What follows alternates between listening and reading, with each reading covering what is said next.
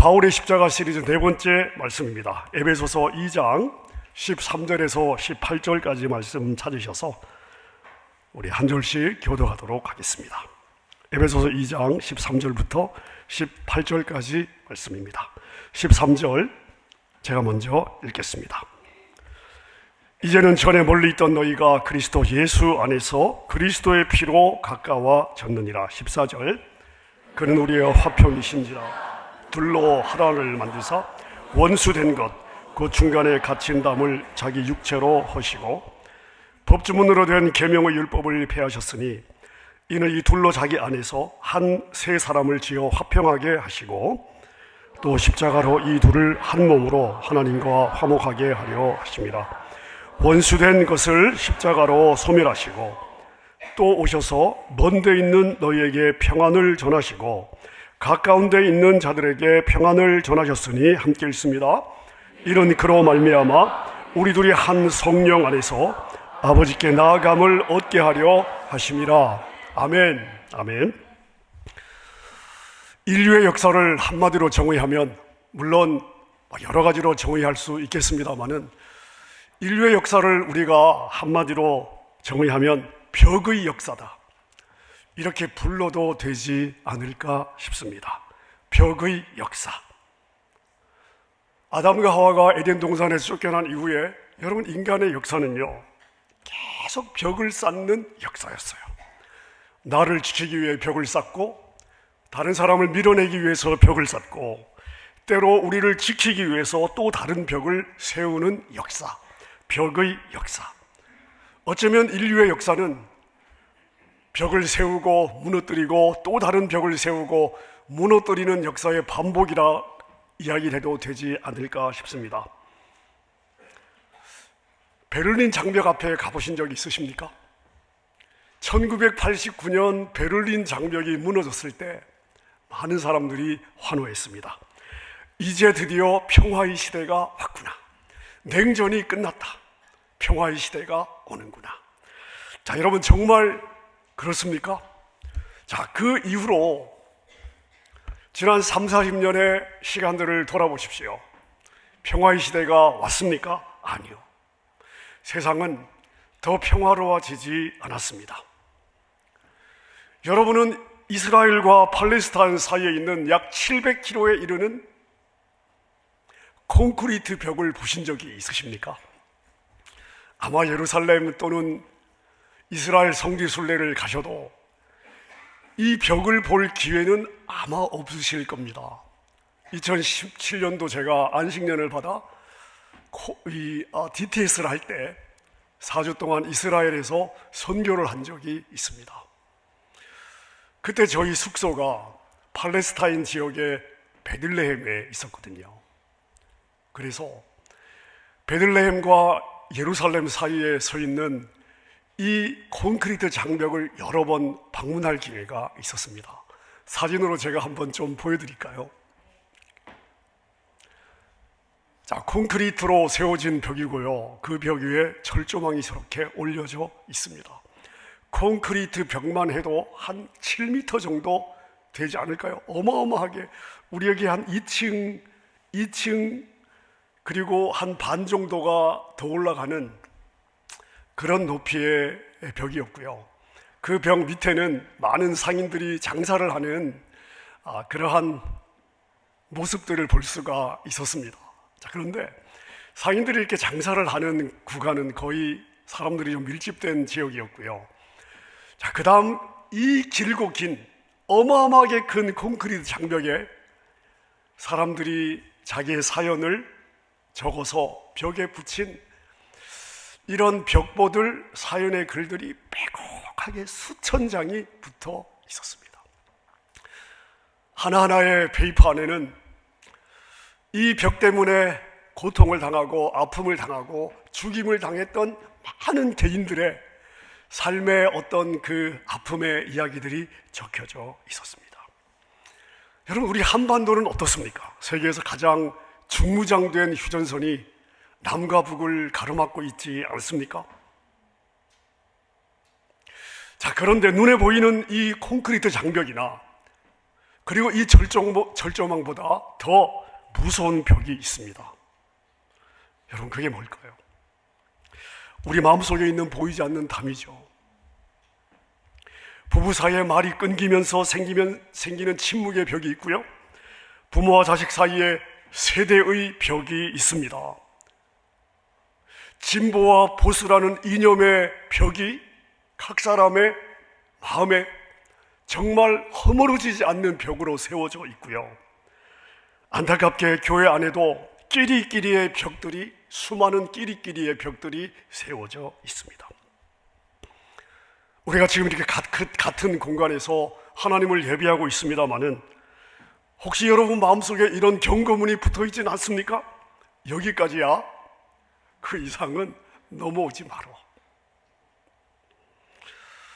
여러분, 오늘 본문의 배경은 뭐냐? 1세기 예루살렘 성전에 실제로 이런 경고판이 붙어 있었습니다. 이사야서에도 보면, 또 예수님도 성전은 뭐 하는 곳이냐? 만민이 기도하는 집이다, 이렇게 말씀을 하고 있잖아요. 하지만 1세기 이 당시 헤롯 성전은 철저하게 차별의 공간이었습니다. 성전 바깥뜰에는 이방인의 뜰이 있었습니다. 이방인은 거기까지만 갈 수 있었습니다.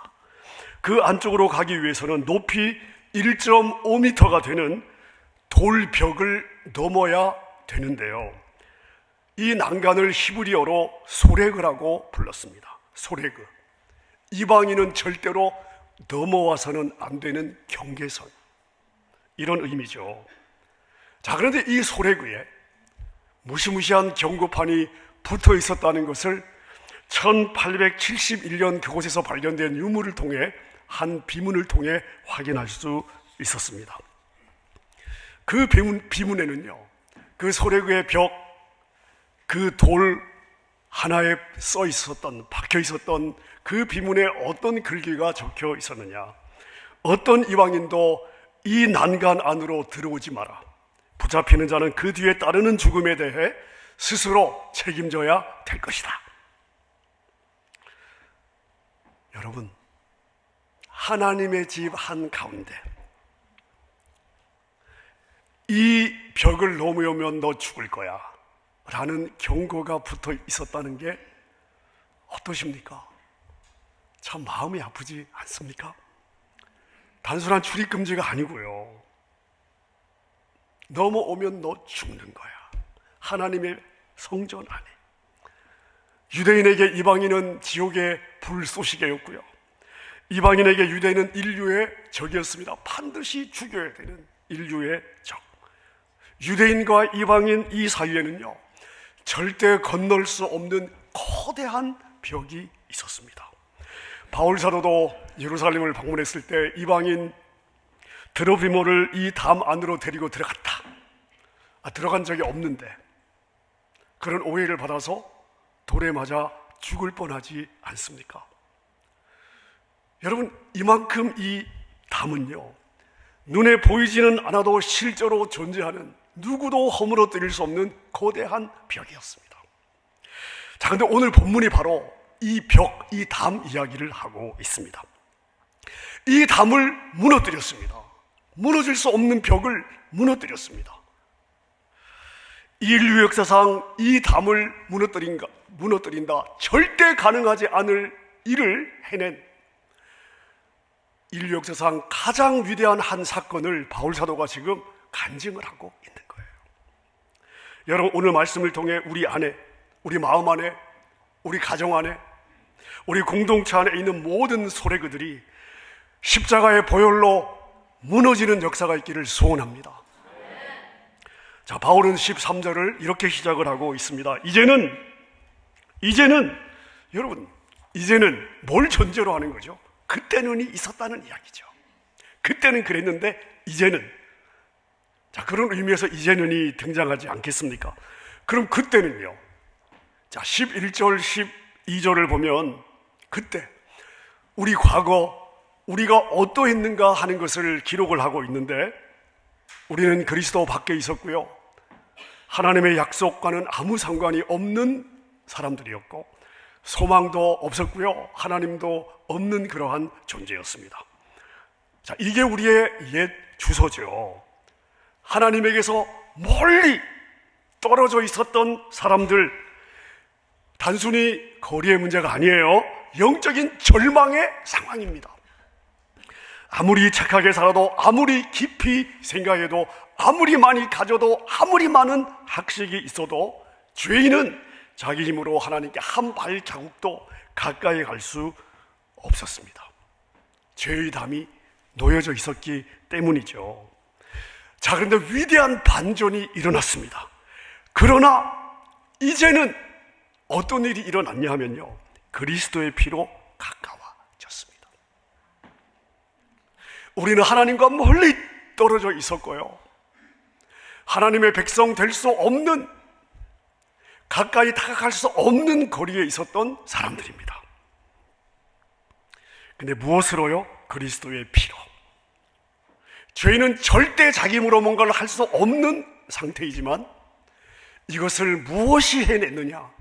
십자가의 그리스도의 피가 하나님과 우리 사이의 담을 허물었고요, 죄인들 마음의 모든 벽들을 다 허물어 주셨다는 거예요. 자, 여러분, 100층 빌딩을 올라간다고 한번 생각을 해보십시오. 제가 피자 배달부인데요, 100층에 사는 사람이 피자를 오다했습니다. 건물에 가서 딱 봤더니요, 엘리베이터가 고장이 나 있습니다. 어쩌면 좋겠습니까? 여러분, 건강해도 100층 올라가는 게 쉽지는 않겠죠. 저는 올라갈 것 같습니다. 여러분은 어떠십니까?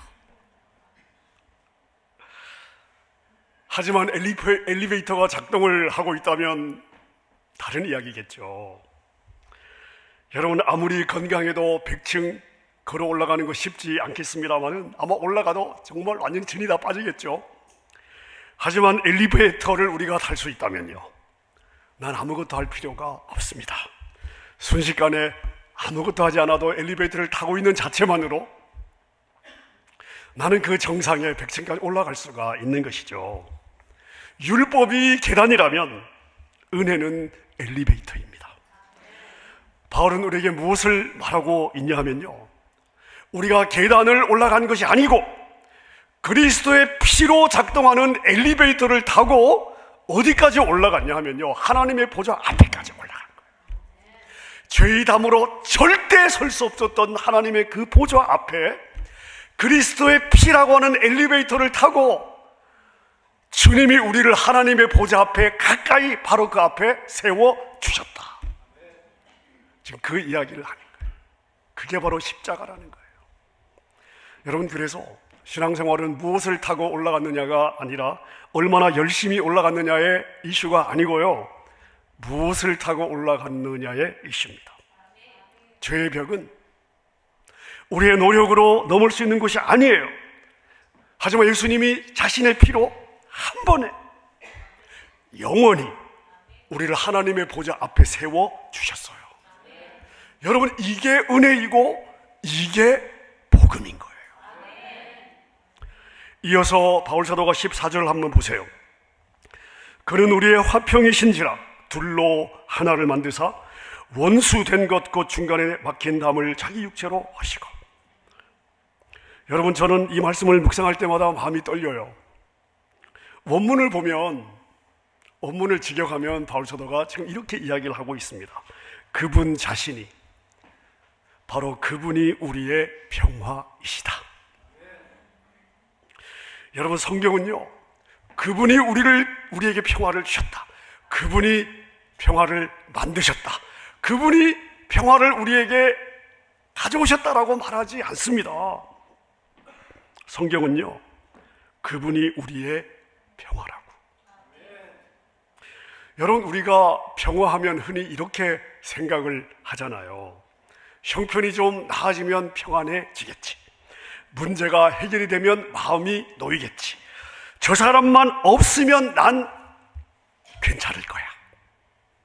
근데 여러분, 성경이 말하는 평화는요, 환경이 아닙니다. 성경이 말하는 평화는 조건이 아니에요. 성경이 말하는 평화는 상태가 아닙니다.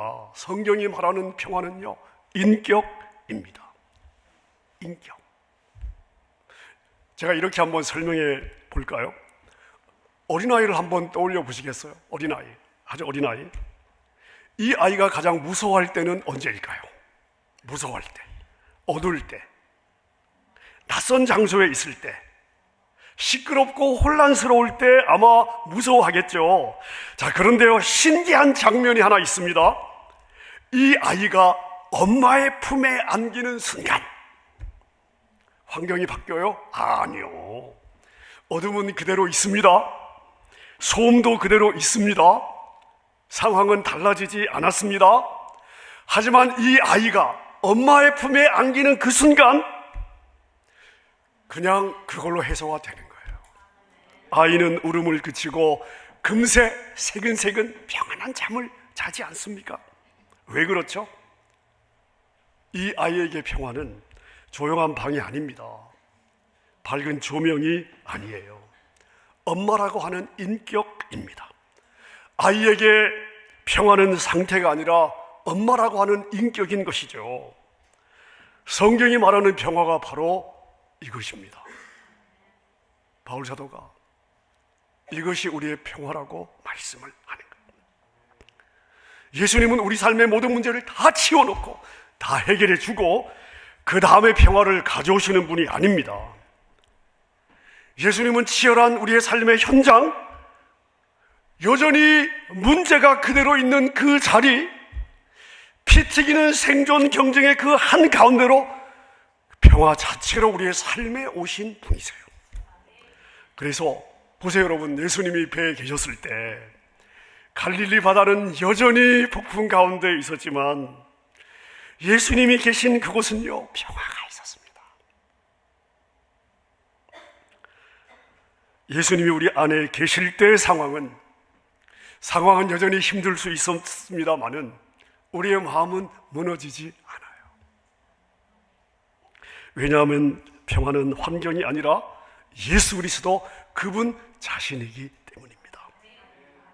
여러분, 그래서 우리가 질문해야 될 진짜 질문, 우리가 점검해야 될 진짜 질문은 무엇인가 하면 지금 내 상태가 어떤 상태냐, 문제가 해결이 되었느냐, 내 환경은 어떠냐가 아니고요, 지금 내 삶의 중심에 예수 그리스도가 계시는가, 이게 우리가 점검해 보아야 될 질문이 되는 거예요. 예수님이 계시면 평화고요, 예수님이 다스리는 자리가 그게 참된 평화의 자리인 줄로 믿습니다. 저와 여러분은 예수님 안에 새로운 존재가 되었습니다. 바울 사도는요, 이 새로운 존재를 이렇게 표현을 하고 있어요.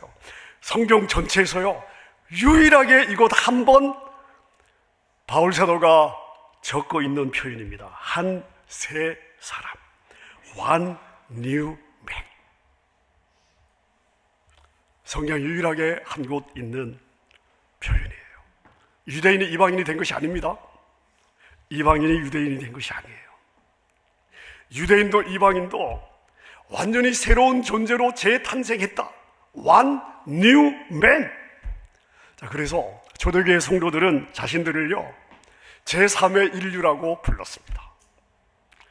혈통은 유대인이에요, 혈통은 이방인이에요. 그러나 그들은 그것을 뛰어넘어서 그리스도 안에 우리는 새로운 종족이다. 그리스도인, 예수의 사람, 예수께 속한 사람. 여러분, 이 새로운 피조물들, 새로운 창조물들이 모인 곳이 바로 교회예요. 그러니까 교회는 서로 다른 사람들이 섞여 그냥 어울리는 곳이 아니에요. 교회는 예수 안에 완전히 새롭게 창조된 새로운 창조물들이 만나는 공동체가 되는 거예요. 근데 여러분, 우리가 이 교회 안에서도 여전히 세상의 명찰을 붙이고 있다면 우리는 아직 십자가의 능력을 맛보지 못한 것입니다.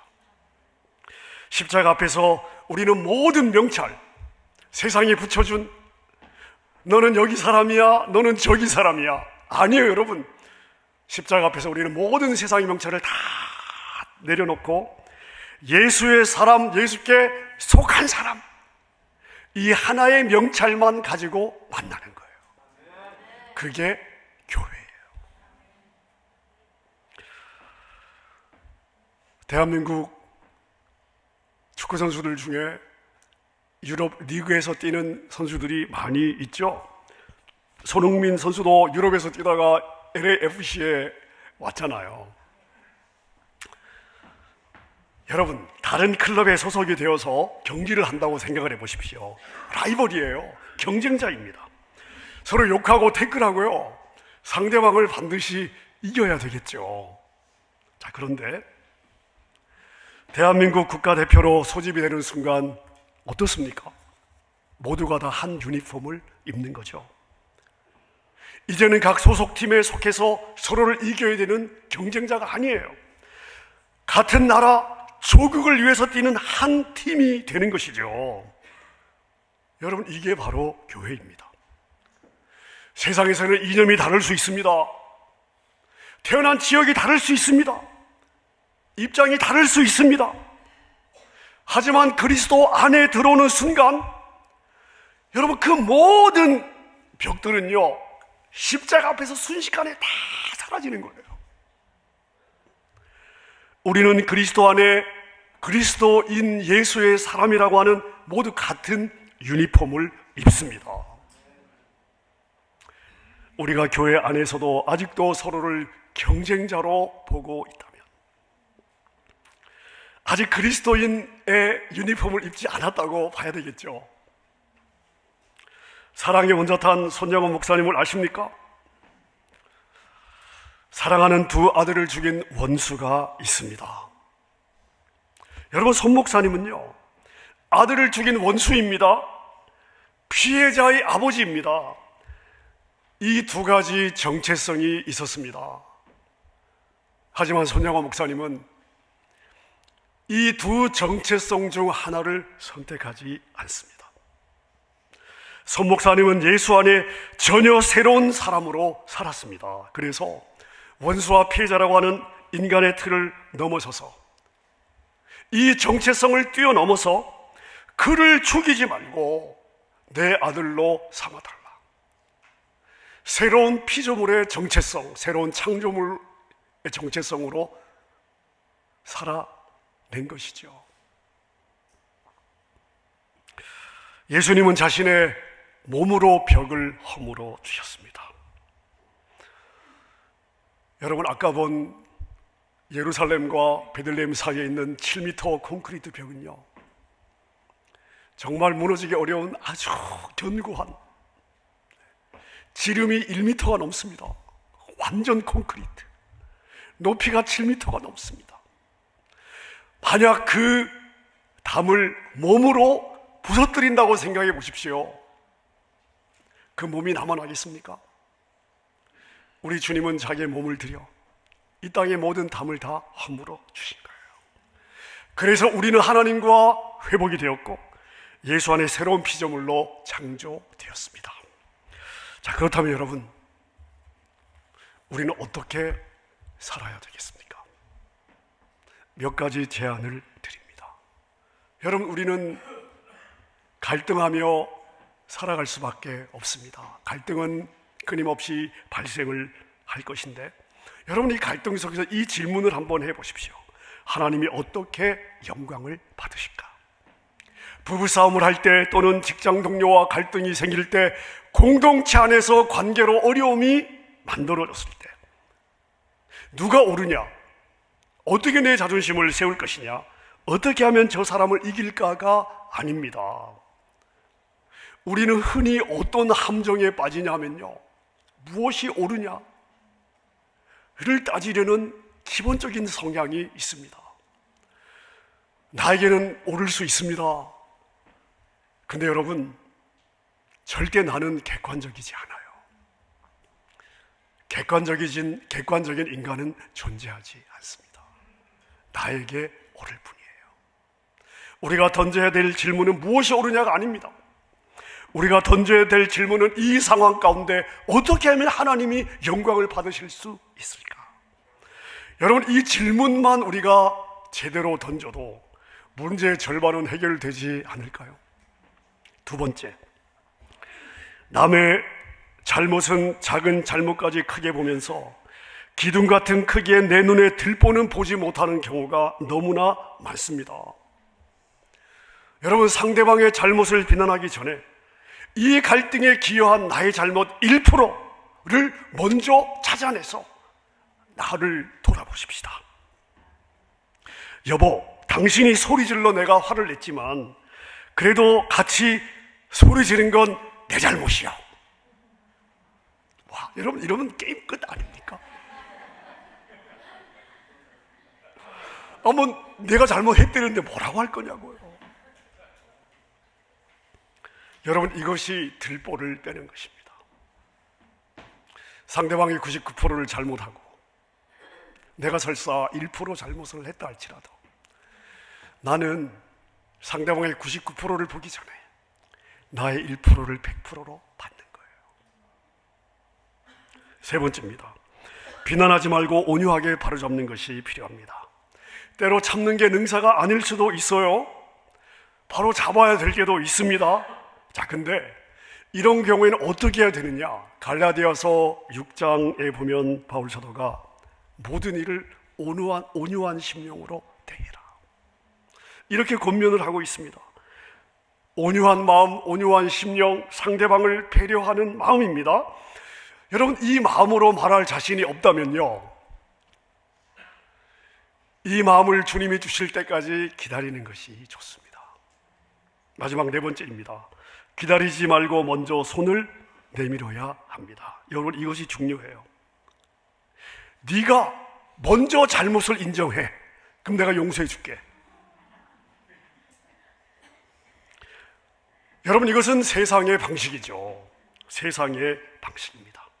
만약 예수님이 우리를 똑같은 방식으로 대했다면요, 내가 저쪽을 대하는 방식으로 네가 잘못했잖아, 용서를 빌면 내가 용서해 줄게.